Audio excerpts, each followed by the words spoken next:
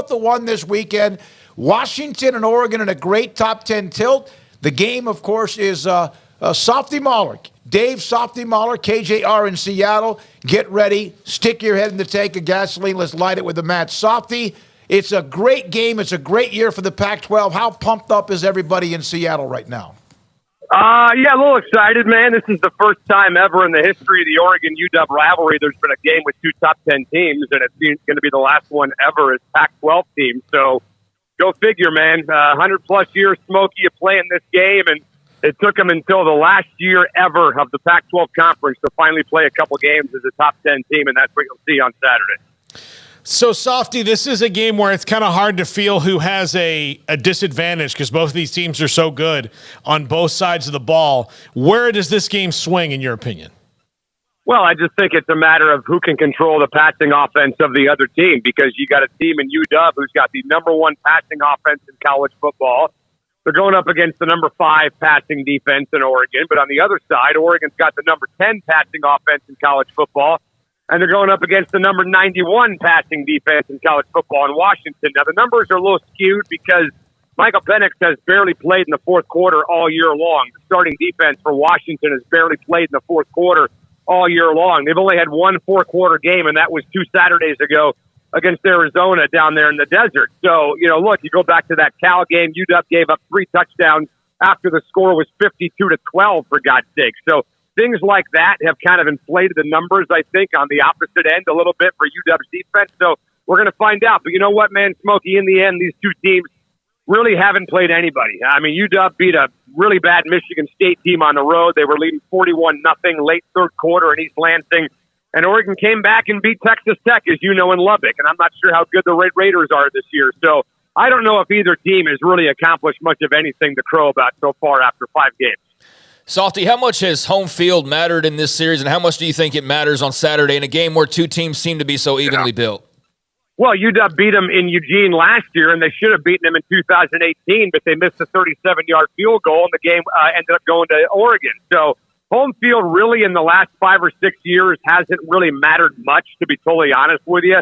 You guys know there was a stretch in the mid-2000s to 2015, 2016, where Oregon kind of owned UW, right? They had that big, long winning streak, and UW just could not do a damn thing right against the Ducks in that series. And now it's 3-3 in the last 6 games. And as I said, should have been 4-2 because UW should have won 3 in a row from 2016 to 2018. But I'm not sure if home field really means a lot, to be honest with you. There were a lot of Husky fans there in 2016. There's going to be a lot of Oregon fans here Saturday in Husky Stadium. So it's going to be 70,000 people, and I'd say about 15 to 20% of them might be Oregon fans, to be honest with you. We just put up a graphic that's from College Football Focus on the toughest remaining schedules among the teams who are ranked in the top 10.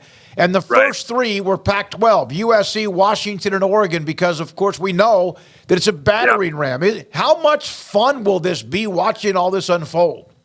Well, that's the thing, is that I'm just concerned the Pac-12 is just going to cannibalize itself, right, and just eat their own when it's all said and done. I mean, UW and Oregon play this weekend, and then Oregon's got Wazoo, Utah, USC, Oregon State, and then UW's got USC, Utah, Oregon State, and Washington State. Those are all top 25 teams. They got 4 top 25 teams left the rest of the way. Oregon State's got a brutal schedule. Wazoo has a brutal schedule. USC has the same schedule. Everybody has a bear in November. Everybody has an absolute gauntlet in November because everybody plays everybody in this conference, man. So it's going to be absolutely a war in the final month of the half of the year. I don't think you're going to see any team in this conference go undefeated. I'm not sure if you'll see a team come out with 1 loss, to be honest with you. So that's the concern when it comes to putting a Pac-12 team in the Final Four, that the schedule is just too damn hard the rest of the way for anybody to get a guaranteed spot in the Final Four. Softy Mahler with us, KJR in Seattle, with us on 365 Sports.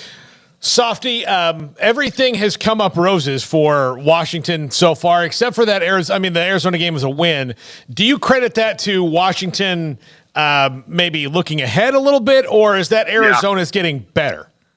Well, you saw what Arizona did to USC last weekend. Yeah. They took them to triple overtime. I'm not saying that USC's got a great defense. As a matter of fact, USC's defense stinks.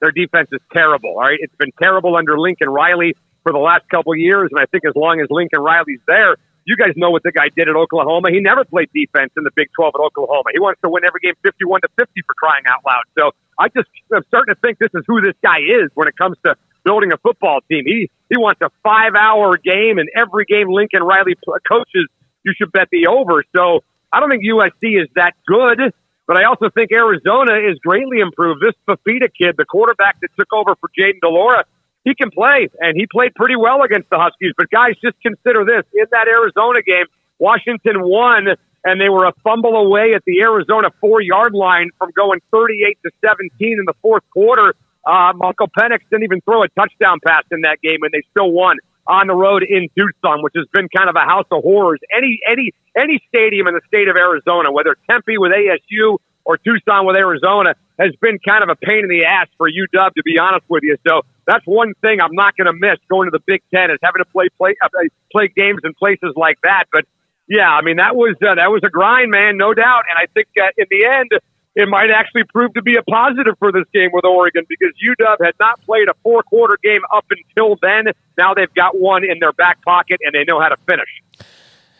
How much conversation still revolves around the fact that this is the end of the road, or have all of the ranked teams and all these big matchups that are still to come? I mean, like looking at Washington's last month, it's all top 25 teams the way it stands right now. And I know that'll change because they'll beat up on each other, but how much has some of the talk been about the off the field, or has the on the field been so good that it's kind of pushed all that to the side for right now?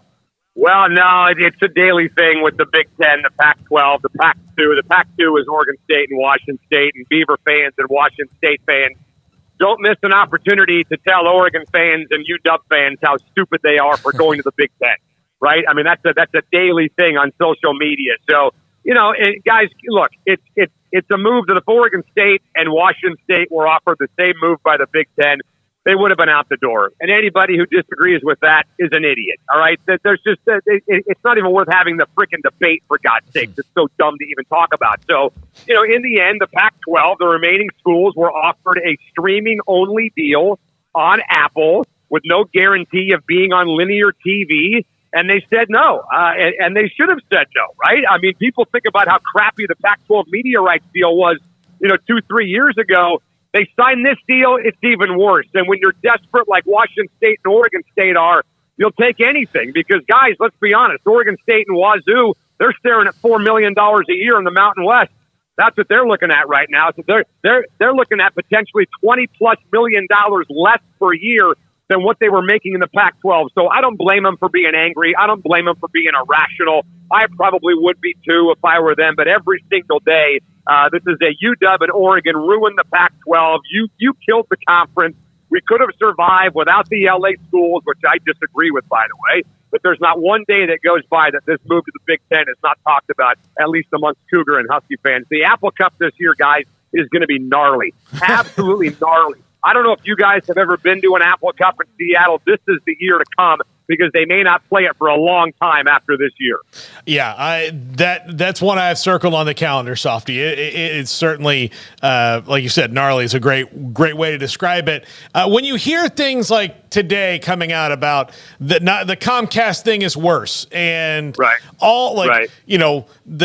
couple weeks ago, the Utah president was the one who pushed the $50 million a year thing. Right. Does that surprise you, or are you just like, yeah, I knew this. This is a poorly run conference?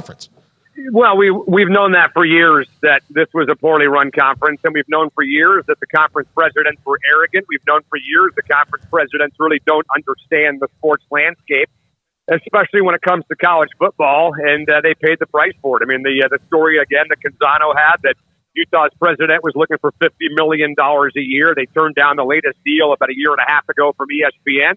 I just think there was some arrogance there, and they really did not understand how this entire thing, ran, and now they're paying the price for it. So I think in the end, UW, Oregon, USC, UCLA, hell, I even think schools like Arizona are going to be fine. Arizona is moving into an incredible basketball conference, man. You guys bringing Arizona on in the Big 12 with Arizona's history. Now there's rumors that Gonzaga maybe moving into the Big 12. That's going to be an unbelievable basketball conference, man. Maybe the best in the country when it's all said and done. So those schools, I think, are going to be just fine.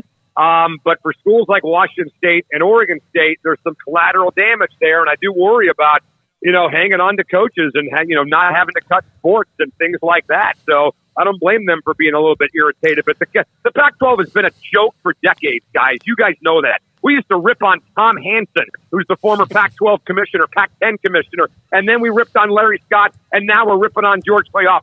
What's the most consistent theme there? The conference president. That's the theme. All right. I want to give you as long as you want. I know you have your own show right around the corner, but so are you really good fans with fans from Oregon State and Washington State, or you just rile them up whenever you can? So I got some of my closest buddies are Cougar fans. I've got 3 or 4 pals of mine, golf buddies of mine, great buddies of mine, almost brothers of mine that are Cougar fans. And I tread lightly around them when it comes to right? I mean, there's a couple of things you don't want to joke about. You don't want to ever bring up the term Cougat. I'm not sure if you guys are familiar with that or not, but when the Cougars choke a big lead away in the fourth quarter, 10, 14, 21 points in the fourth quarter, we call that Couganing it, okay? Anybody blows anything. There's a big collapse in a basketball game. Oh, you couged it. The Mariners blow a 7-run lead in the 9th inning. Oh, you couged it. So you can't bring that up with them, and you can't bring up this whole thing about the Pac-12 and the Big 10, the Big 12, and the ACC with Stanford and Cal. Every now and then you'll run into somebody who's a pain in the ass, and you'll tell them, hey, good luck in the big sky next year, pal. They don't like hearing that whatsoever. But my buddies that actually I like and I respect, I would never go down that road because I know how much they're hurting, man, with this whole thing. I got a couple of pals that are Oregon buddies, but for the most part, I'm surrounded by way more Cougars than I am Ducks. Way more. Last thing, can you try right now to rank the best quarterbacks in the in the Pac-12? Yeah, I think Caleb Williams has to be number one as the reigning Heisman Trophy winner. I think right behind him is Michael Penix. I think right behind him is Bo Nix. I think right behind him is Cam Ward. I think right behind him is Shedeur Sanders. And then I would put a guy like Dante Moore of UCLA. I think Dante Moore is going to be a player down the road for the Bruins. DJ Ungalele of Oregon State started off kind of slow, but it's starting to come on. I mean, you kind of feel bad for teams like California and Stanford, who don't even have a quarterback that's even a household name. Nobody even knows who these guys are, for crying out loud. Noah Fafita may be the best quarterback of the 4 between Arizona, Arizona State, California, and Stanford. But I put Caleb Williams number 1 right now, and I put Michael Penix 2 and Bo Nix 3. Thank you, Softy. Appreciate you, buddy. Have a great week. Enjoy the game. Softy. All right, boys. Later. Yep, KJR Radio in Seattle. Yeah, it's going to be a heck of a game. Looking